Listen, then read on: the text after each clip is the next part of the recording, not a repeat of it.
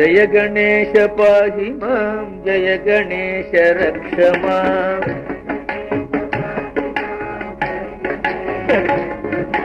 जय गणेश पाहि मां, जय गणेश रक्ष मां।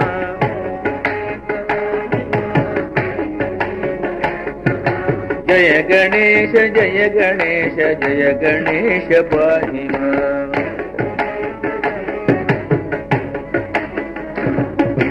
जय गणेश पाहि मां, जय गणेश रक्ष मां।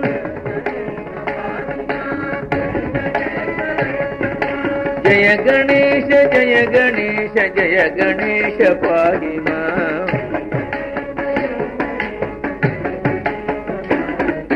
जय गणेश पाहि मां, जय गणेश रक्ष मां।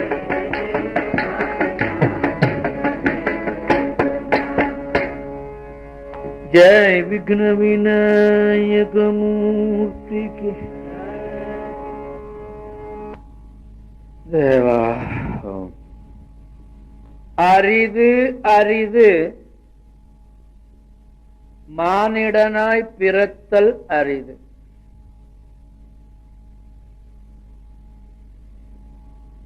உலகம் துவங்கிய நாள் முதல்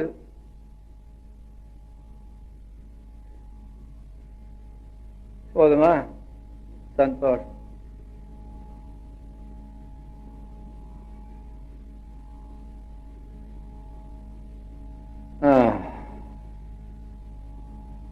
உலகம் தோன்றிய நாள் முதல்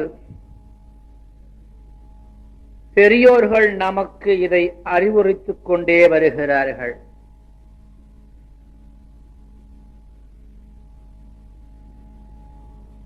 அநேகமாக இங்க உள்ளவர்கள் எல்லோருமே ஓரளவு எனக்கு அறிமுகமானவர்கள்தான்.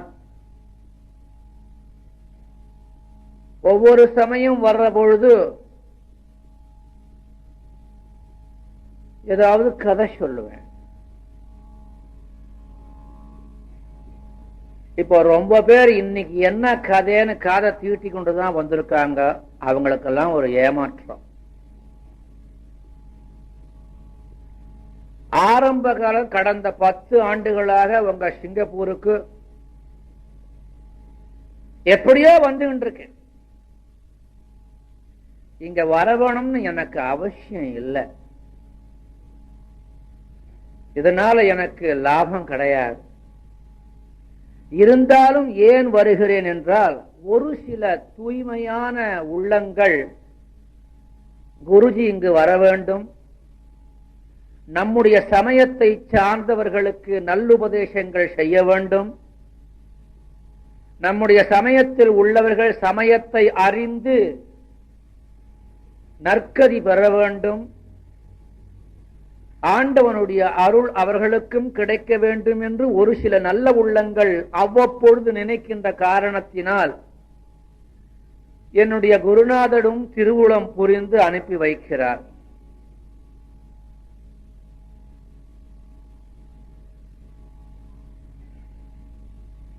ஒவ்வொரு முறையும் வரபொழுது கதை தான் சொல்லுவேன். ஏன்னா கதையில் விருப்பம் இல்லாதவர்களே கிடையாது. சில பேரை பாருங்கோ, எந்த நேரமும் ஏதாவது ஒரு கதை புஸ்தகம் வச்சுட்டு படிச்சுக்கிட்டு இருப்பாங்க. ஆபீஸ்ல கூட அப்படி கதை புஸ்தகம் படிச்சு ரொம்ப பேருக்கு வேலையும் போயிருக்கு. இந்த ஊர்ல எப்படியோ, ஏன்னா எனக்கு தெரியல, நான் இருந்த இடத்த விட்டு நகர்றது இல்லை. மேலை நாடுகளே அங்கேயும் இங்கேயும் என்னை அழைத்து கொண்டு போவார்கள், போவேன். எந்த பாத்ரூமுக்கு போனாலும், அதாவது இந்த பாத்ரூம் சொன்னா குளியல் அறை மட்டும் அல்ல, கிளாசெட் இருக்கு பாருங்க, மலஜலம் கழிக்கின்ற இடம், டாய்லெட். அங்க போனா அங்க ஒரு 10-20 புஸ்தகம் வச்சிருக்கு சைட்ல ஸ்டாண்டு போட்டு. சில பேர் அந்த நேரமும் படிச்சு கொண்டிருக்காங்க. ஆனா அந்த புஸ்தகங்கள்லாம் வெவ்வேறு மாதிரி புஸ்தகம். அதெல்லாம் படிச்சா உருப்பட முடியாது. அந்த மாதிரி புஸ்தகங்கள் தான் படிக்கிறேன். அதுவும் இந்த காலத்து பிள்ளைங்கள் கேட்கவே வேண்டாம். அவர்களுக்கு நாம் நல்லதை நல்லபடி சொல்லிவிட்டோமானால் பின்பற்றுவார்கள். பிள்ளைகளை சரியாக பெற்றோர்கள் கவனிக்காததுனால பல பிள்ளைகள் இந்த மாதிரி குணா போயிடுறாங்க. குருஜிக்கு அதுதான் மிச்சம் வருத்தம். நம்ம பிள்ளைகள் எல்லாம் வருங்கால பயிர்கள். சில பிள்ளைகளிடத்துல போய் கேட்டு ஏதாவது சொன்னோம்னா, Guruji you must understand the generation gap. என்ன கேப்? புத்தியில தான் கேப். சூரியன் கிழக்கே உதிக்கின்றான் என்றாவது அவனுக்கு ஜெனரேஷன் கேப்னு சொல்லி செத்த வடக்க போனானா இல்ல தெற்க போய் உதிக்கிறானா, அவனுக்கு ஜெனரேஷன் கேப் ஏற்படல. கடல் நீர் இன்னும் உப்பாகத்தான் இருக்கிறது. ஜெனரேஷன் கேப்னால அது ருச்சியை மாற்றிக்கொள்ளவில்லை. மாங்காய் மரத்துல கொப்பனான மாங்காய் தான் காய்க்கிறது, தேங்காய் தொங்குறது இல்லை. அது ஜெனரேஷன் கேப்பே இல்லை அதுக்கு. அதுவும் கன்றை எடுத்து இன்னொரு கண்ணை போட்டு அது மரமாயி அதுவும் கொட்டை எடுத்து அதை போட்டு மறுபடியும் எவ்வளவு தடவை வளர்றது. ஜெனரேஷன் கேப் அதுக்கு இல்லை. தேவையில்லாமல் இப்போ ஒரு ஜெனரேஷன் கேப் ஜெனரேஷன் சொல்லிக்கொண்டு இளைஞர்கள் எல்லாம் தங்களை தாங்களே ஏமாற்றிக் கொள்ளுகிறார்கள். தவறு. சாமியார நீ ஊது, நடக்க போகுதா? ஊதுற சங்க நான் ஊதிட்டு தான் போவேன். அது என்னைக்கு விடியறதோ அன்னைக்கு விடியட்டுமே. ஒரு நாள் விடியும். பழைய காலத்துல இந்த ரவிக்க போறதுன்னு ஒரு சம்பிரதாயம். இந்த முழங்கை எல்போ ஜாயிண்ட் இருக்கு பாருங்க. Normally they used to wear இது வரையில் இந்த எல்போ ஜாயிண்ட் வரையில் இந்த இது போடுவாங்க. அப்புறம் கொஞ்சம் கொஞ்சமா புத்தி சுருக்கான உடனே அதுவும் சுருங்க ஆரம்பிச்சது. கொஞ்சம் கொஞ்சமா அப்படி மேல போய் அப்படி மேல போய் கடைசியில இந்த முண்டாபாடின்னு ஒண்ணு உண்டு. ஆம்பளைகள்லாம் போட்டுக்கிறது பார்த்திருக்கீங்கள? கொஞ்சம் வயசு வந்தவங்களுக்கு தெரியும் முண்டாபாடின்னா. கை இருக்காது, ரெண்டு ஸ்ட்ராப் மாதிரி இருக்கும் பாடியில, பனியன்ல. அது மாதிரி ரவிக்க போட்டிருக்க காலம் வந்தது. அதுவே நாகரிகமாச்சு. அப்புறம் கொஞ்சம் கொஞ்சமா நாகரிகம் மாதிரி இப்ப பழைய பிரகாரம் சோழி ரவிக்க வர ஆரம்பிச்சுடுது. மறுபடியும் முழங்கை வரையில் போடக்கூடிய சம்பிரதாயம் திரும்பி திரும்பி வருது. பழசுல இருக்கிற ஒரு சுகம் புதுசுல கிடையாது. என்ன ஒன்னாலும் பாருங்க, புது சோத்தை தின்னு பாருங்க, அதுல ஸ்டார்ச் குறைச்சல் தான். பழைய சோத்தை சாப்பிட்டா வைட்டமின் சியும் கூட சேரும். புளிக்குது இல்லையா? என்னைக்கும் பழைய சோறு தான். பழைய மனுஷங்க தான். பழைய புராணங்கள் தான். இன்னைக்கு வர கதை நாளைக்கு வர கதெல்லாம் பிரயோஜனப்படாது. ஆகையினால நம்முடைய வருங்கால சந்ததியர் நன்றாக இருக்க வேண்டும் என்று நமக்கு விருப்பம் இருந்தா நம்ம பிள்ளைகளுக்கு அவ்வப்பொழுது தன்மையான முறையிலே அறிவுரைகளை சொல்லி அவர்களை நல்வழிப்படுத்த வேணும். சும்மா சத்தம் போட்டு கோபித்து கொண்டா நடக்காது. அவனும் கோபிச்சுட்டு போயிடுவான். காரணம் கேப். அப்புறம் உனக்கும் உன் பிள்ளைக்கும் கேப் விழுந்துரும். ஆகையினால அன்பாக கூப்பிட்டு, மகனே மகளே இப்படி செய்யக்கூடாது, அப்படி செய்ய வேணும். அது ஏன்னு கேட்கும். அது வேற. ஏன்னு கேட்டா பதில் சொல்ல தெரியணுமே. இவனுக்கு தெரிஞ்சாலும் அதுக்கு சொல்லுவான். நம்முடைய சாஸ்திரங்கள் எல்லாம் பொய்யல்ல. புராணங்கள் எதற்காக ஏற்பட்டிருக்கின்றன என்றால், கிடைத்தற்கரிய இம்மானிட பிரிவியை எடுத்தவர்கள் இதன் மூலமாக மீண்டும் பிறவாத பேரின்ப நிலை, the eternal bliss, அதை அடைவதற்காகத்தான் இவ்வளவு முயற்சிகளும் மகான்கள் செய்து வைத்திருக்கிறார்கள். இது போல புராணங்கள் கேட்கிற போது நமக்கு வைராக்கியம் வருது. நாளையிலிருந்து நான் இனிமே என்ன மாத்திக்க போறேன். இந்த காம்பவுண்ட தாண்டின உடனே மறந்துடுவான். கேட்கிற போது ஆவேசம் வரும், வேகம் வரும். அந்த வேகத்தை விடக்கூடாது. திடமாக திடச்சித்தம் எவனுக்கு இருக்கிறதோ அவனுக்குத்தான் நம்பிக்கை வரும். திடச்சித்தம் உள்ளவனுக்குத்தான் நம்பிக்கை வரும். நம்பிக்கை வந்தவனுக்குத்தான் நடராஜன் திருவருள். நம்பினோர்க்கு நடராஜன் என்று பண்டைய மொழி. நம்முடைய சமயமே நம்பிக்கையில வாழ்கின்ற சமயம்.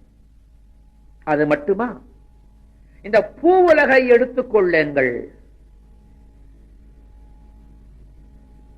இந்த உண்மையில பாருங்க, 3 விதமான உண்மை இருக்கு. எத்தனை விதமான உண்மை?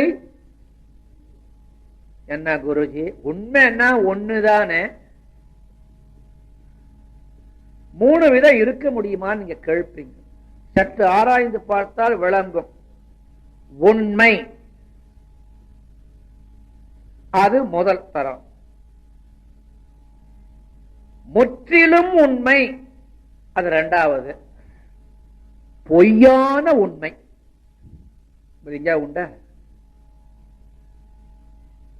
முற்றிலும் உண்மைன்னு சொல்ற பொழுதே முதல்ல சொன்ன உண்மையிலே அது முற்றிலும் உண்மை இல்லைன்னு விளங்குதா?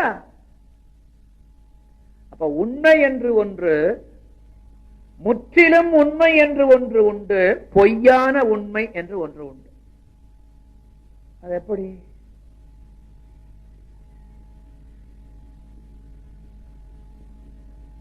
ஆகாயத்தை பார்க்கிறோம், மேகங்கள் சூழ்ந்திருக்கின்றன.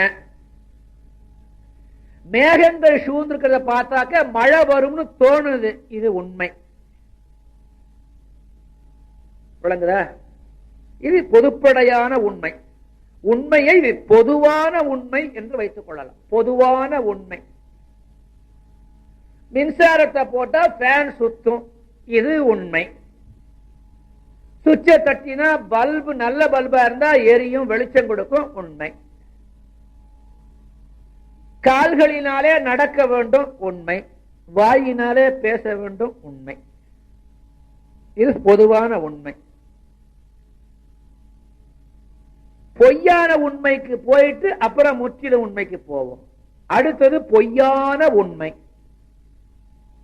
அது என்னது பொய்யான உண்மை? பண்டைய காலத்தொட்டு பூகோள சாஸ்திரம், ஜியோகிராபி, நமக்கு பள்ளியிலே போதிக்கின்ற பொழுது என்ன கூறுகிறார்கள்? இந்த பூமியிலே 3/4 பகுதி நீர்,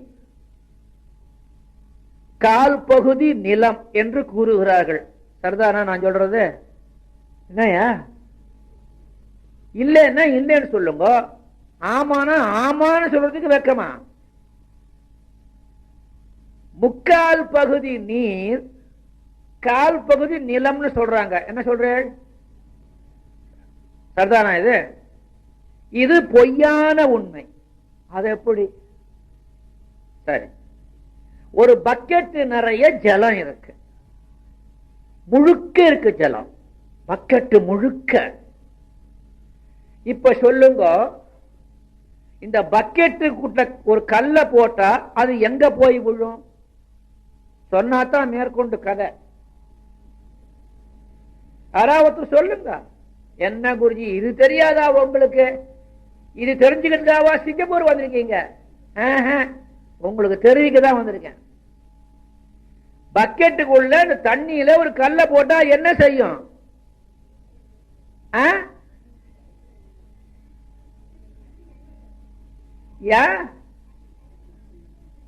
அடியில எங்க போய் விழும்? எங்க?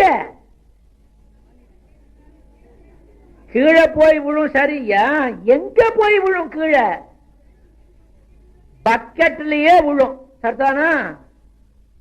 வெளியில போய் விழாது, பக்கெட்லயே விழும். சரி, கிணற்றுல நீர் நிறைய இருக்கு, அதுல ஒரு கல்ல போட்டா அது எங்க போய் விழும்? எங்க? கிணத்துக்குள்ள. சரி, அடியில. புரியும்படியா சொல்லுங்க.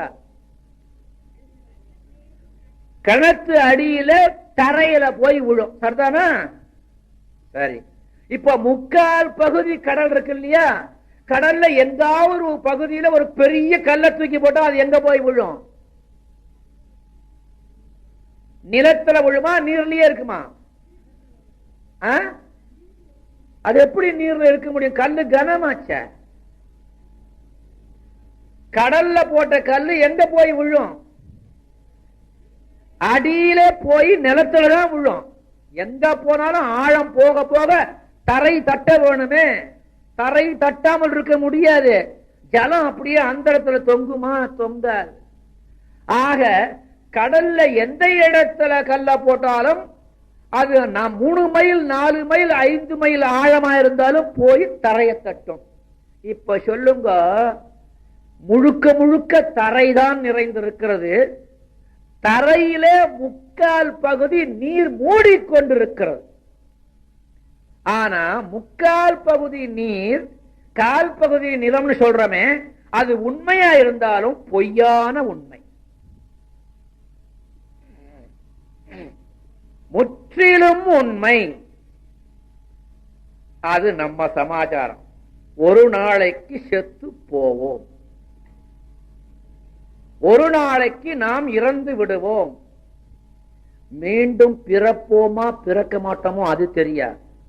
மடிவது நிச்சயம். இந்த உண்மை பொதுவான உண்மை இல்ல, பொய்யான உண்மை இல்ல, முற்றிலும் உண்மை. எழுந்து நின்றார், 2 காலை அகத்தினார். இப்படி இந்த கையை இப்படி தொகை போட்டு இப்படி ஆட்டின்னு அத பார்த்தேன். என்ன கன்றாதிய, நமக்கு இந்த ட்ரீட்மெண்ட் வேண்டாம். இந்த வயசான கொரில்லா இப்படிதான் நிற்கும். சரி, இவ்வளவு பண்ணி நம்ம வாழ்க்கையில செத்து போகாம இருக்கிறதா பண்ணலாம்.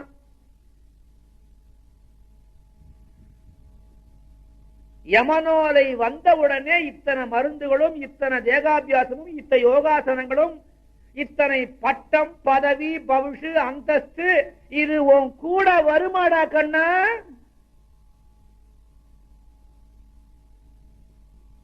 எவ்வளவு அந்தஸ்து இருந்தாலும், எவ்வளவு படிப்பு இருந்தாலும், எவ்வளவு ஆரோக்கியம் இருந்தாலும், ஒரு நாள் நாம் மடிந்தே ஆக வேண்டும். என்ன வரும் பின்னால கூட? காதறிந்த பூஷியும் காதறிந்த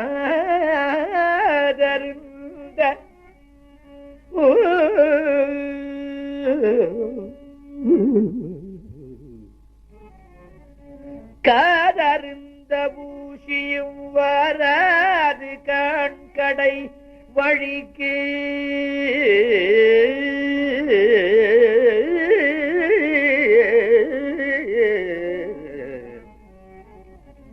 பற்றினத்து அடிகளார் அறிவுறு தெரிந்து கொண்டு சொல்லுங்க. இறந்து போன உடனே நம்ம கூட என்ன வரும்? நான் என்னமோ கதை சொல்றேன், உபன்யாசம் பண்ண நினைக்காதீங்க. நாம மறந்து போறத உங்களுக்கு நினைவுபடுத்துகிறேன். ஏன் இந்த வீடியோவுக்கு நான் பர்மிஷன் கொடுத்தேன் தெரியுமா? இவ்வளவு நாள் நான் இருக்க போகிறேன். ஒரு நாள் நானும் இவ்வுடலை விட்டு கிளம்பணும். ஆனால் உலகத்து மக்கள் பிற்காலத்துல என்னைக்காவது ஒரு நாளைக்கு இந்த மொட்டை சாமியார் என்ன சொன்னாலும் போட்டு பார்த்தா தெரியாதா? 1000 பேர் கட்டா ஒத்தம் திருந்த மாட்டானாங்கிற எண்ணம் தான்.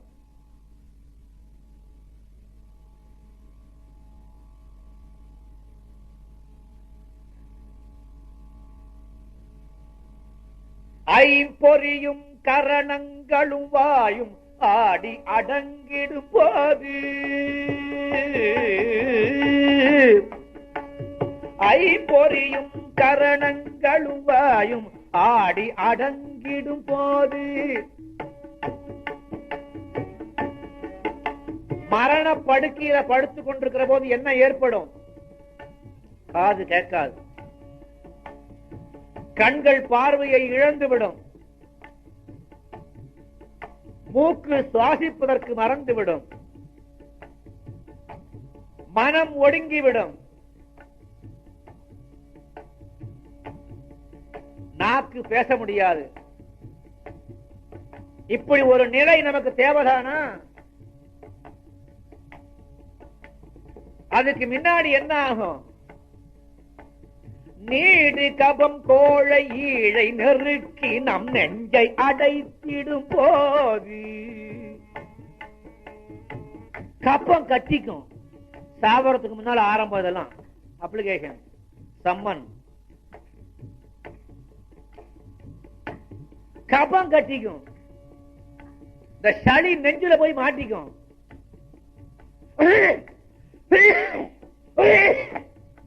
என்ன பண்ணாலும் ஏன் நிறுத்துறேன், ஏன் நிறுத்துறேன்?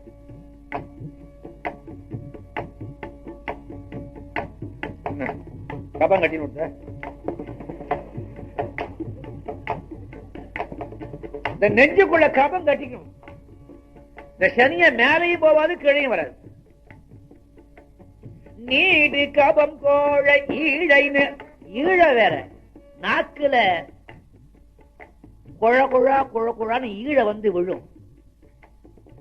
ஓரமா வழியும். அசிங்கமா இருக்கும். நமக்கே அதை முழுங்கவும் முடியாது, துப்பவும் முடியாது. நம்ம ஒத்தொத்தருக்கும் இந்த நிலை உண்டு. நீடு கபம் கோழை ஈழை நெருக்கிய நெஞ்சை அடைத்திடும் போது விக்கி நாவும் குழறிய போது விக்கல் வரும். எவ்வளவு தண்ணி குடிச்சாலும் அடங்காது. சில சமயம் தண்ணி கொடுத்தா நெஞ்சு அடைச்சுக்கும், உள்ள போகாது, மூக்கு வழியா வரும், வாய் வழியாவே வந்துடும். நம்முடைய மரண படுக்கையினுடைய நிலைமையை உங்களுக்கு சொல்றேன். இது தேவையா நமக்கு?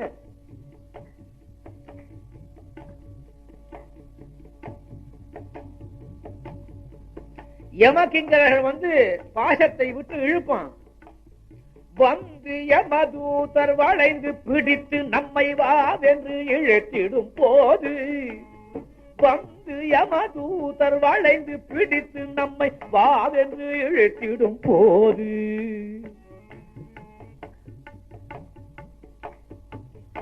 யமன் எரும மாட்டு மேல வருவானாம். யமன் பார்த்தான். அதல்ல கருத்து. எருமைக்கு பொறுமை ஜாஸ்தி. பாசக்கயிறு அப்படின்னா, பாசம் என்றால் இந்த உலகத்தின் மீது நாம வைக்கிற பாசம். இந்த உலகத்தின் மீது நாம வைக்கிற பாசம் தான் நம்ம உயிருக்கு கயிறு. ஒவ்வொரு ஆசையும் நம்ம உயிருக்கு கயிறு.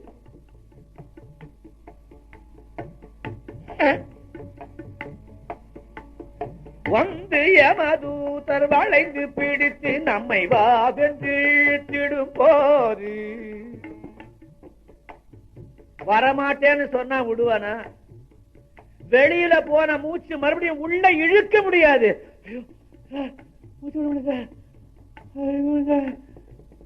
இந்த நிலைமை நமக்கு வரும். அந்த நேரத்துல உன்னை எவன் காப்பாத்துறது?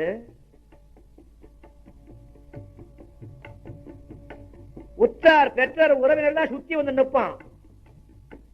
பிள்ளைகள் தங்கி அனுப்பிச்சுடுவான். எங்க அப்பாவுக்கு உடம்பு சரியால, சீரியஸ், ஸ்டார்ட் இமீடியட்லி.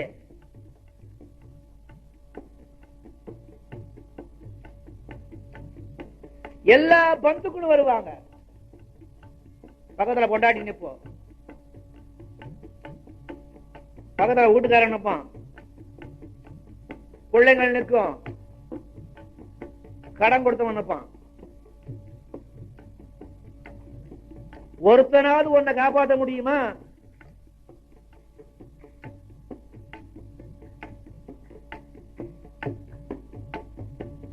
மைகள்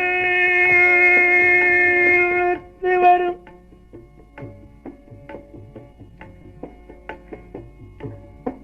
ஐயா, இந்த ஐவரும் கைவிட்டு யான் அழும்போது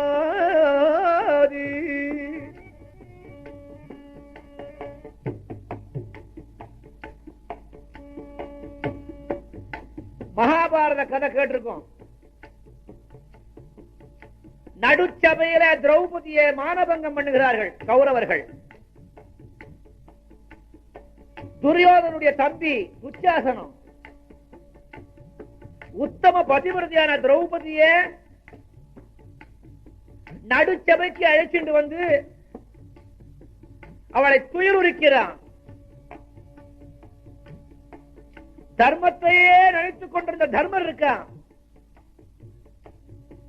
அவரால் காப்பாற்ற முடியல. பலம் பொருந்திய பீமன் இருக்கிறான், அவனாலையும் காப்பாற்ற முடியல. ஒரே பானத்தினாலே உலகத்தை அழிக்கக்கூடிய வல்லமையுடையவன் அர்ஜுனன், அவனாலையும் காப்பாற்ற முடியல. நகுலன், சகாதேவன், இந்த ஐவரும் பலம் பொருந்தியவர்களாக இருப்பினும் மானம் போற நேரத்தில் அவர்களால் காப்பாற்ற முடியவில்லை, வாளாவிருந்து விட்டனர்.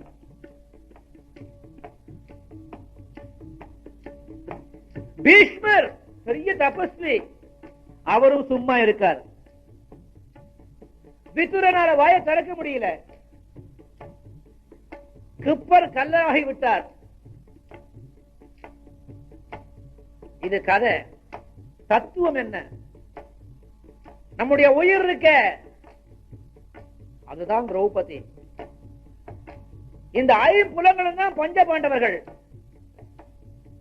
துச்சாசனங்கிற மரணம் வர்ற போது இந்த ஐம்புலங்களும் நம்மளை கைவிட்டுடும், ஒன்னும் பிரயோஜனப்படாது. அந்த நேரத்தில் நம்மளை காப்பாற்றுகின்றவன் எவன்? முற்றிலும் உண்மையானவன் ஆண்டவன் ஒருவன் தான். அவனை நினைக்கணும். எப்படி நினைக்கிறது?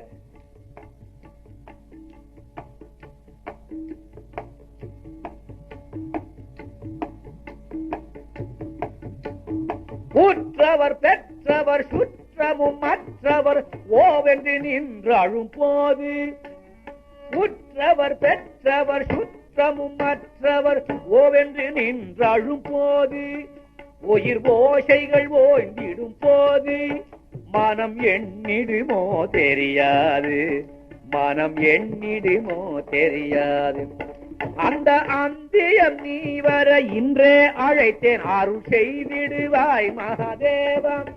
அந்த அந்தியம் நீ வர இன்றழைத்தேன், அருள் செய்திடுவாய் ஹரிநாராயணா.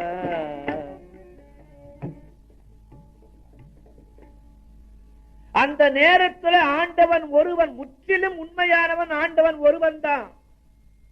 அவன் ஒருவனால்தான் நம்மை காப்பாற்ற முடியும். மரணத்திலிருந்து காப்பாற்ற முடியாது, மரண வேதனையில் இருந்து காப்பாற்ற முடியும். மரணத்திலிருந்தும் அவனால காப்பாற்ற முடியும். அந்த அளவுக்கு நமக்கு தவ வலிமை இருக்கிறதா? நாம் என்ன மார்க்கண்டேயனா? எந்த அளவுக்கு இறைவனிடத்திலே நாம் என்ன கண்ணப்ப நாயனாரா? தன் கண்ணையே பெயர்த்து எடுத்து வைக்கக்கூடிய அளவுக்கு ஒரு தியாகம் இருந்தது. அவன் சிரஞ்சீவியானா, நம்மால முடியுமா? சுந்தரமூர்த்தி நாயனார் உடலோடு ஐராவதம் பற்றி திருக்கைலாயம் ஏகினார். நாம் என்ன சுந்தரமூர்த்திய? ஆக மரணம் என்பது அனைவருக்கும் நிச்சயம் உண்டு. அந்த நேரத்தில் என்ன விதமான வேதனை ஏற்படும் சொல்ல முடியாது. ஒவ்வொருவருக்கும் ஒவ்வொரு முறையாக இருக்கும். இதிலிருந்து தப்பித்துக் கொள்ள நாம என்ன முயற்சி பண்ணினோம்? ஏன் பிறந்தோம்? பிறப்பதற்கு முன் நாம் எங்கு இருந்தோம்? தாயின் வயிற்றுக்குள்ளே எப்படி நுழைந்தோம்? ஆபத்து எந்த திசையிலிருந்து எப்பொழுது எப்படி வரும் என்று வாயை பிளப்போம். எப்பொழுது உயிர் பிரியும்? பிரிந்தார் இந்த ஆன்மா எங்கே செல்லும்? இந்த விசாரணை எல்லாம் விட்டுவிட்டு ஊர்வம்பு செய்து கொண்டு வாழ்நாளை வீணடித்துக் கொண்டிருக்கிறோம். என்ன பிரயோஜனம்? என்ன பிரயோஜனம்? அடுத்தவனை பற்றியே நமக்கு கவலை. நம்மை பற்றி நாம் கவலைப்பட வேணும். அடுத்தவனை பற்றி கவலைப்பட்டால் அவன் நம் பின் வருவானா?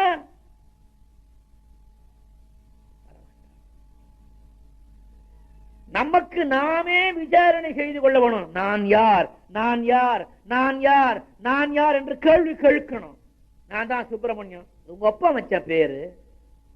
நான் முனுசுவாமி, உங்க அம்மா வச்ச பேரு.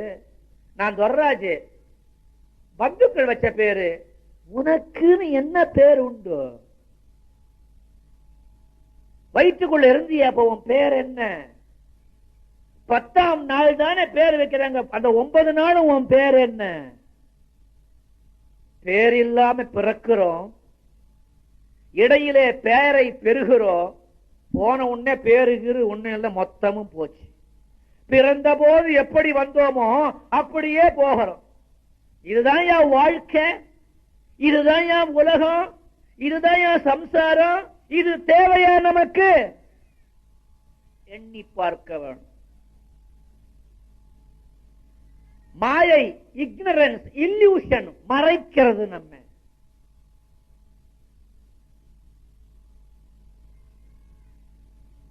என்ன ஒரு பையன் சொன்னான், Guruji he is always for money. என்னமோ இவன் அள்ளி அள்ளி கொடுத்தவன் மாதிரி. யாரையும் நான் பணம் கேட்டதே கிடையாது. தப்பு, பம்பு. இது சும்மா விடுமா? என்ன பண்ணணும் அனுபவத்துல தான் தெரியும். மகான்களையும் துறவிகளையும் குறை கூறினா அது எங்க கொண்டு போய் விடும்னு அனுபவிச்சாதான் தெரியும். அவன் அப்படி, இவன் இப்படி, அவன் அந்த மாதிரி பண்ணிட்டான், இவன் இந்த மாதிரி பண்ணிட்டான். ஒருத்தர் குருஜி நீங்க அந்த பயலை நம்பாதீங்க அப்படின்னா இவன் நம்பணுமானா?